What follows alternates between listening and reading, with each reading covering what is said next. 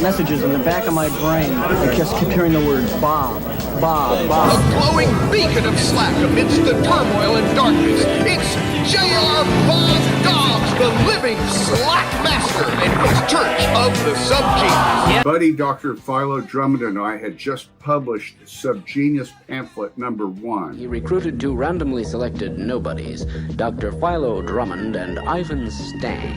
Basically, the church is so omnipervasive that we could not possibly get into the dogma in any less than 3 or 4 hours. This would have been late 1980 maybe. So I mailed the pamphlet to Club DEVO and thinking, well, it'll blow their minds. That's the only thing we made the original SubGenius pamphlet for, was to blow people's minds. We didn't think it would ever do anything but that. I had this postcard back from Mark Mothersbaugh saying, what the hell? You guys are like us. And he was very, very friendly and supportive. I sent him some videos of my animation, including an underground movie I did when I was like 19 called Let's Visit the World of the Future.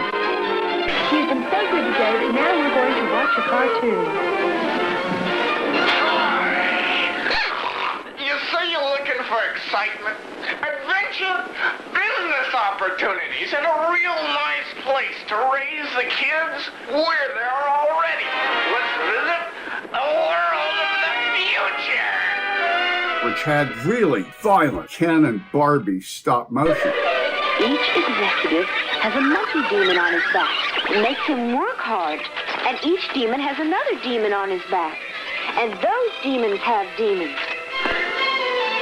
Nerve cells and throat patterns. Activate yin-yang dichotomies and manic depressive brain circuits. We'll have a hell of a good party, guys. Well, he saw that, and it kind of blew his mind because they wanted to do exactly that kind of thing in Love Without Anger. And he asked me if I could get it to him in a couple of weeks for $1,500. And I said yes. Barbie again in a great big fight.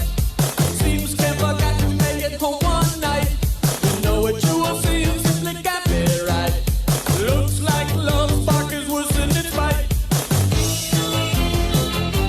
And I very quickly rented a camera, got my artist buddy John Hagenbrenner to build a little set. I got to work animating this little 30-second segment.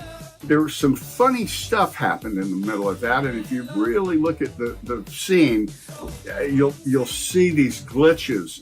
For one thing, I learned the hard way that you have to nail Barbie's shoes down every time she takes a step, and she has to be supported by aerial brace wires. So, I mean, it was really difficult, but I managed to walk her over to Ken, and she throws a frying pan that was on a little wire. And at one point in the script, Jerry Casale said that she pulls Ken's legs off. Well, the Ken was actually a G.I. Joe. This is an old G.I. Joe from a different film from my SubGenius MTV commercial. Here's the Barbie and Ken set. Ken ain't gonna look so good pretty soon. Same with Barbie. They can't go anywhere. But it's the same situation. We put a Ken head on a G.I. Joe. They fit pretty well. The G.I. Joe was easy to animate, but when it came down to pull his legs off, I had forgotten that they're held together by one rubber band. It goes from the head to the arms and the legs. I clipped the leg part, and the whole arms and head fell off. So I had to pull it all out, re-rig the whole thing, and you can see his head kind of vibrates and jiggles like that throughout the entire scene. It was just nightmarish. Yeah, but we got it done, and you can hardly tell. And there's a little tiny picture of Bob on the set, kind of like that one. Slogan that I just came up with yesterday: "Woke up, sleeple." What was new to me was dealing with my heroes. I loved DEVO from their very first album, but I was just a poor, hard-working guy at that time with 2 brand new little kids, trying to make ends meet, trying to do the SubGenius stuff at the same time. I was like the character in Eraserhead, really. And DEVO's music I'd be driving around doing these horrible jobs, and that music would make me feel like a weirdo can make it. really crazy stuff can make it. Bob Dobbs, he controlled DEVO. He fucked us up, man. Right when things were starting to get good, we were getting, top 10, top 20 singles every album. Then Bob Dobbs steps into the picture and grabs the steering wheel. And like one day I woke up and I just saw cigarette stains on my finger and I went, I've never smoked a cigarette in my life. And I realized it was Bob Dobbs. Strangely enough, when we were shooting interviews for this SubGenius documentary by Sandy Boone that came out about 3 years ago, she interviewed Jerry Casale and me. And Jerry at one point said, DEVO was a failure. We never were that big. And I just exploded and said, dude, you're so wrong. You probably kept half of us alive. And he was so glad to hear that. He had been feeling pretty bad about the whole thing. I've noticed they're now back on tour. We could be a big fish in a small pond for a while there. Well, the pond got a lot bigger. Yeah. It helped the Church of the SubGenius tremendously getting online. It gave us a new shot in the arm, you might say. And we had a lot of fun through the late 90s and the 2000s. Welcome to the end times, boys and girls. We're gonna shock the house, put your brain in the whirl. Bob is getting down with you here tonight. Bob is getting down to help your plight. Bob is coming here to ease your strife. Come on, suckers, let Bob into your life. I am so sick and tired of looking at Bob's face. I did a radio show every week for 35 years and finally got burned out on that. That was the Hour of Slack. All the stuff is still available on SubGenius.com. Yeah, I was really good with HTML1. Our SubGenius.com still looks like that. That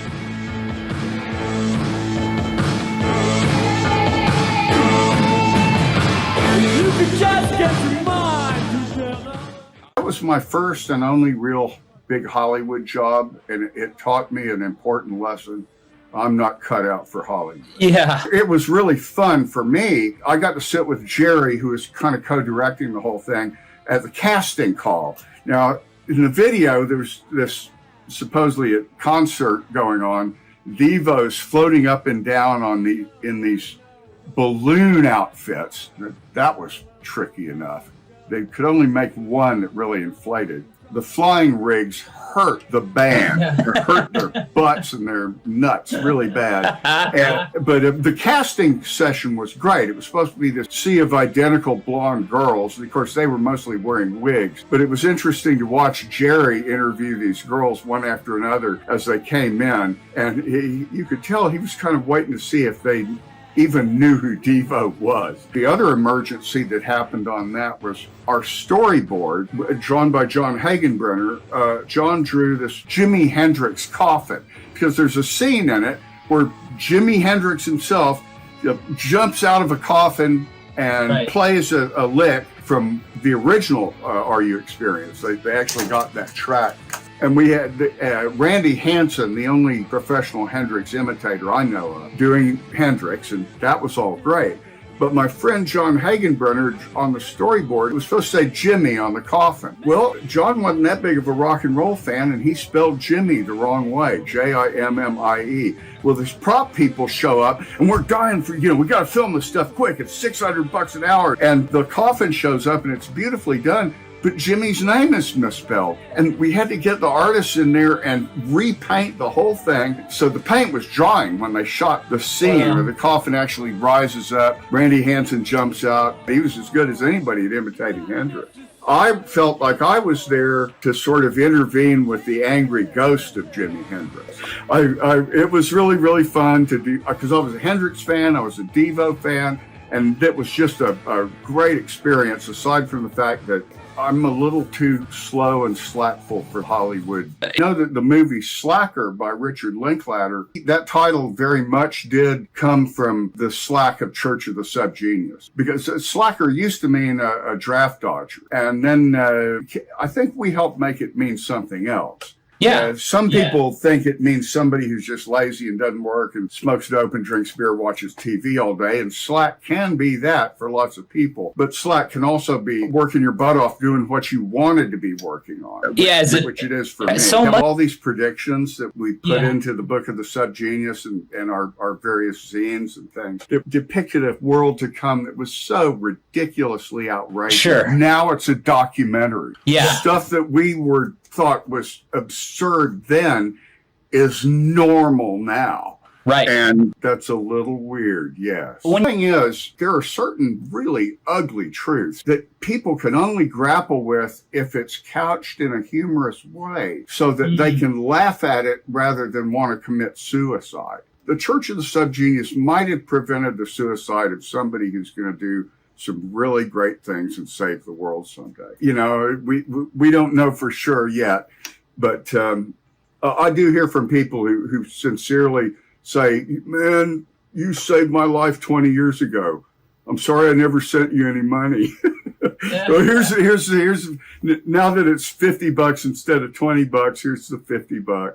I finally got a job. It certainly surprised Philo and me. And it wasn't just us. Keep in mind that SubGenius was a huge collaborative. Well, still is. We kind of let anybody take the ball and run with it. All the bands where the members wear costumes and have funny names. I opened for Guar several times. And Mojo Nixon was friendly with us. And the Talking Heads, in David Byrne's movie, True Stories, there was actually a SubGenius scene, but when the Hollywood backing came in, suddenly they were going, oh, these guys don't have a track record. We don't trust Stang to do the collage slideshow in the background because they don't care about trademark and copyright, which is not true. Actually, a lot of stuff in our material that looks like it was wiped isn't. It's drawn by really good artists that know how to draw like goofy old clip art. Yeah, that's cool. We did start with goofy old clip art, but then we started creating it ourselves, you might say. Thank you very much. I'm honored that you guys asked and that anybody remembers any of this. It's a pretty confusing world. It's all busy and crammed with stuff. But DEVO and Church of the SubGenius we hatched from the same egg, you might say. They were a little older than us, obviously a lot more popular. Actually, the reason the SubGenius stuff is still kicking after 40 years is because it can't be popular. Right. As long as it can't be popular, it can still serve the function that it serves best, which is to reach the people who don't care about popularity, the people who are proud to be on the fringe. The only goth in Glen Rose, Texas might get into it, or the only punk in McCrory, Arkansas. I'm thinking of actual examples, but give you the SubGenius salute on the way out. Price Bob. Hail DEVO. You are Bob. We are all Bob. We are all DEVO. We are Bob. Praise Bob. The fates have brought you into possession of a SubGenius instructional video barrage tape. Prepare yourself. You are about to be remade into a new being through forbidden knowledge previously kept secret for centuries by the jealous priesthoods of many religions. Caution.